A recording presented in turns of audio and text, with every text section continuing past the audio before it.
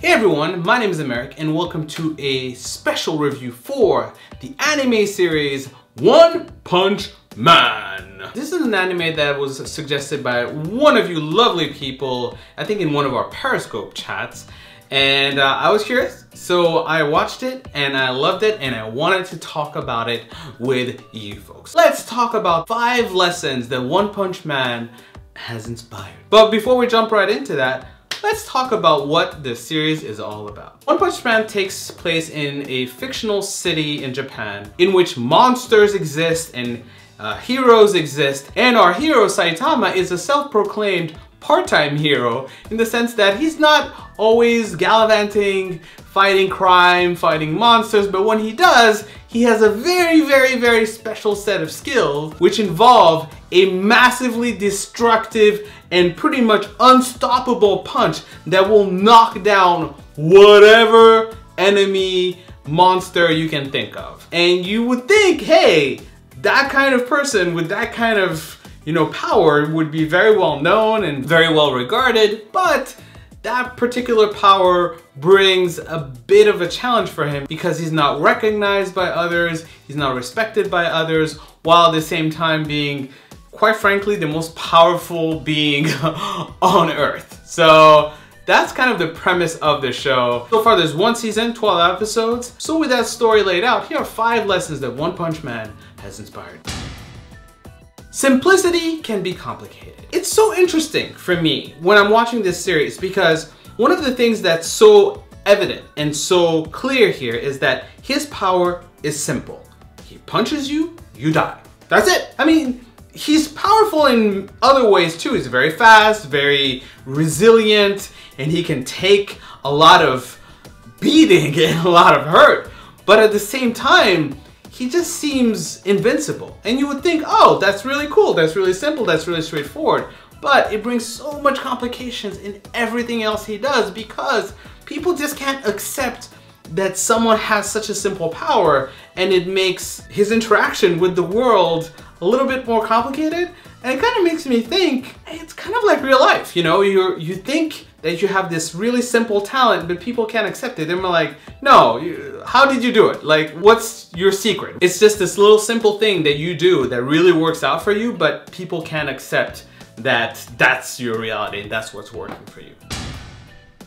Appearances can be deceiving. Saitama is an unremarkable hero. He's a bald head, he has a costume, but he wouldn't say that he looks like a hero. It's not like one of those hero material where you're like, yeah, he looks cool, he looks overwhelming, he looks like heroic in some way, shape, or form. He doesn't look heroic, yet he's the most heroic of all of them. So beyond the fact that he is powerful and he can beat anyone, he's also good. He's also trying to help, always trying to do what's right and what is needed.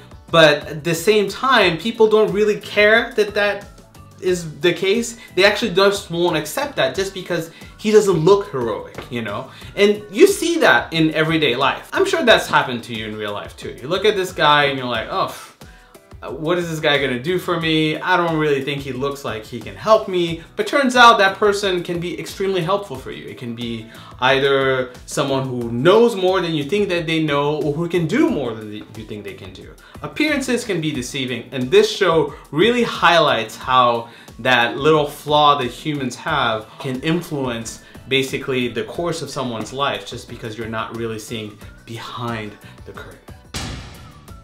Talent is unacceptable. It's so funny because in this series, there's one of Saitama's counterpart, Genos, who's another hero, is obsessed with trying to find the secret of Saitama's power, and is just like, I just need to follow you around and see what you're doing.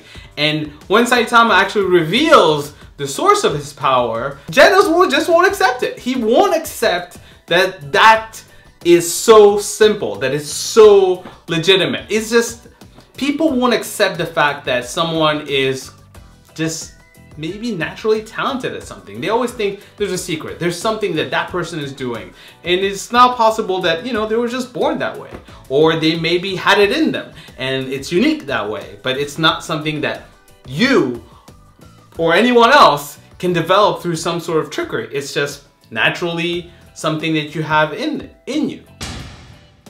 Victory is nothing without a challenge. One of the things that's a recurring theme in this series is the fact that Saitama is always looking for a challenge, right? He's so powerful and he wins all his fights that he's bored. He's bored out of his mind, and it's sort of like making him just seek out something and saying, look, I need a challenge. I need to be like trying, and I need to feel like this is harder than it needs to be, because winning is okay, but winning without a challenge over and over again is just not interesting. It makes me think about when I'm playing, let's say, some video games and I just happen to be really good. I could be playing with someone who's just not that great and always win, but it's gonna be boring. I'd rather it be a bit of a challenge. And in this particular case, Saitama is exemplifying the fact that victory is nothing without a bit of a challenge.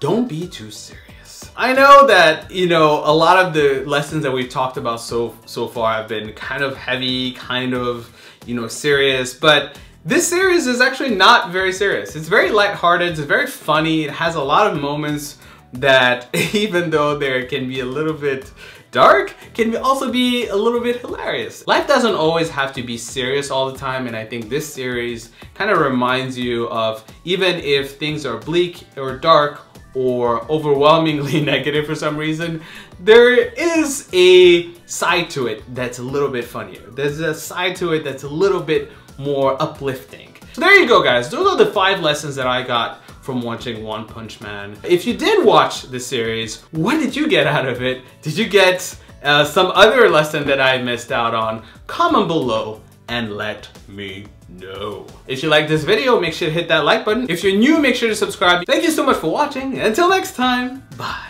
I don't think I want that like as a power. Like if you could get one power, that one punch would just be like, no.